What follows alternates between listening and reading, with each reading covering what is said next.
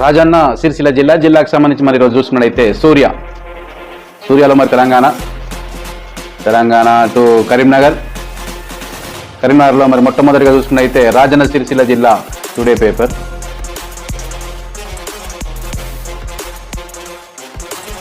రాజన్న సిరిసిల్ల జిల్లా గంభీరావుపేట మండలం చూసుకున్నట్టయితే నేటి దినపత్రిక సూర్యలో మరి ఈరోజు తాగునీటి కోసం మండల పరిషత్ ముందు ధర్నా. 10 రోజుల నుండి తాగునీరు రావడం లేదని ఆందోళన. మిషన్ భగీరథ నీరు రాక ప్రజలు అవస్థలు.